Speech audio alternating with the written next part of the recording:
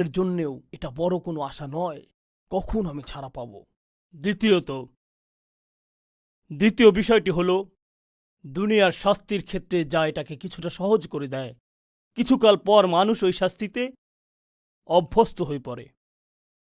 Australia থেকেও জেলে গেলে, অস্ট্রেলিয়ায় না মাশাআল্লাহ, এখানে হিউম্যান রাইটস সহ বিভিন্ন কারণে জেলখানার অবস্থা এত খারাপ নয়। মিশরের কথা ধরুন, আমি যেখান থেকে এসেছি, কাউকে যদি জেলখানায় রাখা হয়, বিশেষ করে রাজনৈতিক বন্দী বা ধর্মীয় নেতাদের ক্ষেত্রে এটা বেশি ঘটে, তাদের উপর প্রতিদিন নির্যাতন চালানো হয়। প্রথম দিনের নির্যাতন সবচেয়ে কষ্টের, কারণ সে ব্যক্তি হয়তো এইসবে অভ্যস্ত নয়, নম্র ভদ্র মানুষ। তারপর তারা চাবুক মারে, মারধর করে, ঝুলিয়ে রাখে, নির্যাতন করে, ইলেকট্রিক শক দেয়, কষ্ট দেয়, খুবই খারাপ অবস্থা। কিন্তু এভাবে যখন এরূপ নির্যাতন চলতে থাকে, প্রতিদিন একই শাস্তির পুনরাবৃত্তি চলতে থাকে, 1 মাস পরে বন্দির চামড়া শক্ত হয়ে যায়। তারা সজোরে আঘাত করলে উনি হেসে দেন, তারা লাথি মারলে উনি হেসে দিয়ে বলেন, আরও বেশি লাথি মারো, 1 বছর পরে তোমরা যা খুশি করতে পারো। কেন? কারণ ওনার শরীর নির্যাতনে অভ্যস্ত হয়ে পড়ে। কিন্তু জাহান্নামে কি হয়? জাহান্নামে আল্লাহ মানুষকে এই বিলাসিতার অনুমতি দেননি। আল্লাহ সুবহানাহু ওয়া তাআলা জাহান্নামে মানুষকে একটু বিরতি নেয়ার কোনো সুযোগ দিবেন না, কোনো অবসর নেই। ফাযুকু ফালান নাযীদাকুম ইল্লা আযাবা। অতএব তোমরা আস্বাদন করো, আমি কেবল তোমাদের শাস্তি বৃদ্ধি করব। কখনোই এরকম নয়, এটা কখনোই এরকম হবে না। প্রতিদিন নতুন ধরনের শাস্তি, নতুন ধরনের ব্যথা। চামড়া জ্বলে গেলে আল্লাহ সুবহানাহু ওয়া তাআলা নতুন চামড়া দিবেন। সর্বদা কষ্টের পর কষ্ট, কষ্টের পর কষ্ট, আর এই কষ্ট সবসময় বাড়তে থাকবে, বৃদ্ধি পেতে থাকবে, কোনো বিশ্রাম নেই, কোনো আশা নেই। স্কলাররা বলে থাকেন, 3 নম্বর, দুনিয়ার যে কোনো শাস্তির ক্ষেত্রে, নির্যাতনের ক্ষেত্রে সাধারণত আশেপাশে অনেক মানুষ থাকে যারা আপনার সাথে কষ্টটা শেয়ার করে। জেলখানার অন্য বন্দীরা একে অন্যের বন্ধু হওয়া শুরু করে, যেহেতু তারা একসাথে নির্যাতন সহ্য করে। তাই এই বন্ধুত্ব কিছুটা হলেও শাস্তির মাত্রা কমিয়ে দেয়।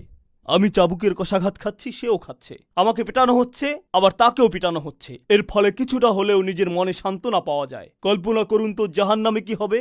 ولن ينفعكم اليوم إذ ظلمتم أنكم في العذاب مشتركون। এমনকি জাহান্নামের আগুনে এই সুবিধাটুকু, এই স্বাভাবিক সুবিধাটুকু থেকেও জাহান্নামীরা বঞ্চিত হবে। মানুষ একে অন্যকে মন্দ কথা বলবে, একে অন্যকে দোষ দিতে থাকবে, পরস্পর শত্রুতামূলক কথা বলবে। এই পারস্পরিক দোষারোপের কারণে অবস্থা এমন হবে যে একসাথে শাস্তি পাওয়ার দরুন যে একটা মানসিক সান্ত্বনা পাওয়ার কথা ছিল, সেটাও পাওয়া যাবে না। আল্লাহ এই ডিজাইন করেছেন। একদিন রাসূল সাল্লাল্লাহু আলাইহি ওয়াসাল্লাম তার সাহাবীদের সাথে বসে আছেন। এমন সময় কোথাও একটি পাথর মাটিতে পড়ল। সাহাবারা প্রচণ্ড আওয়াজ শুনতে পেলেন। তো রাসূলুল্লাহ সাল্লাল্লাহু আলাইহি ওয়াসাল্লাম জিজ্ঞেস করলেন, قال أتدرون ما هذا؟ তোমরা কি জানো এটা কিসের আওয়াজ? قال الله ورسوله أعلم। তারা বললেন, আল্লাহ ও তার রাসূল ভালো জানেন। قال هذا حجر رمي به في نار جهنم منذ 70 خريفا। তিনি বললেন, এটি একটি পাথর পড়ার আওয়াজ, যা 70 বছর আগে জাহান্নামে নিক্ষেপ করা হয়েছিল। فهو يهوي الآن حتى انتهى إلى قعرها। এটি 70 বছর ধরে জাহান্নামে পড়ছিল, আর ঠিক এখন এটি জাহান্নামের তলায় গিয়ে আঘাত করেছে। জাহান্নাম এমনই বিশাল, হাররুহা শাদীদ, তাপ অসহনীয়, কারুহা বাঈদ, গভীরতা অনেক। হুলিয়ুল হাদিদ, জাহান্নামের অলংকার হলো শিকল। হুলিয়ুল হাদিদ, চেইন।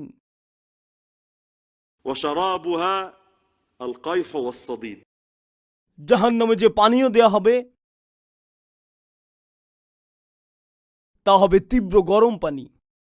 وإن يستغيثوا يغاثوا بماء كالمهل يشوي الوجوه।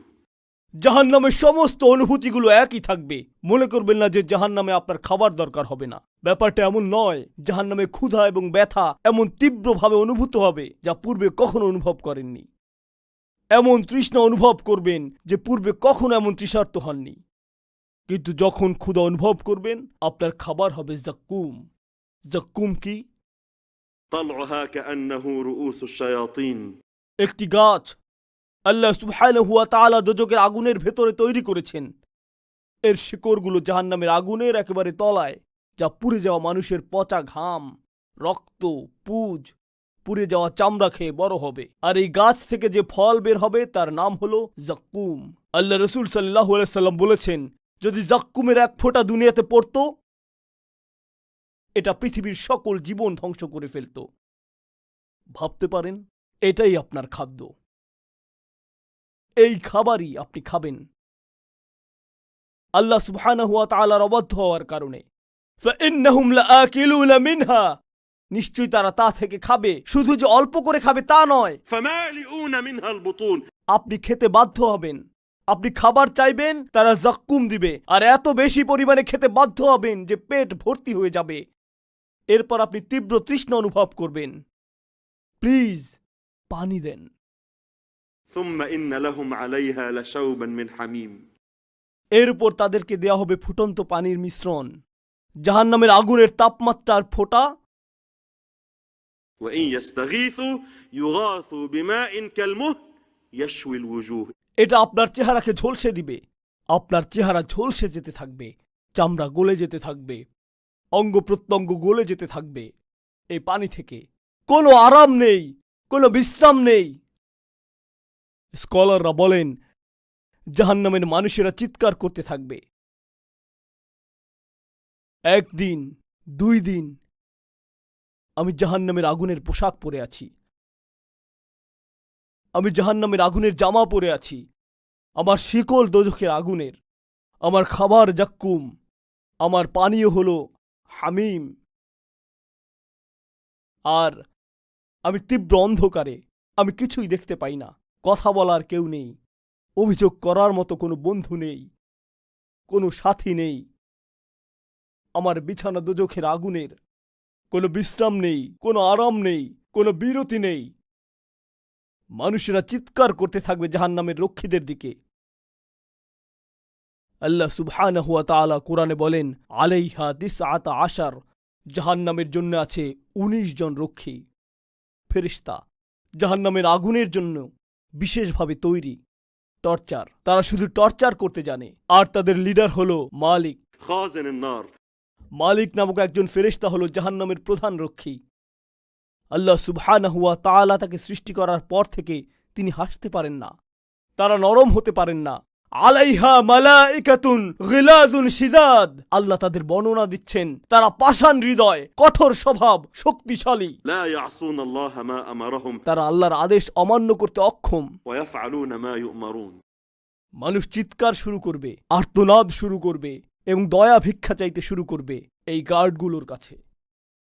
আল্লাহ সুবহানাহু ওয়া তাআলা কোরআনে বলছেন, وقال الذين في النار لخزنة جهنم প্লিজ জীবনে একটি বারের জন্য হলেও কল্পনা করুন, আপনি নিজেই ভয়ঙ্কর শাস্তির মাঝে রয়েছেন। নিজেকে জাহান্নামের আগুনে কল্পনা করুন। এভাবেই আপনি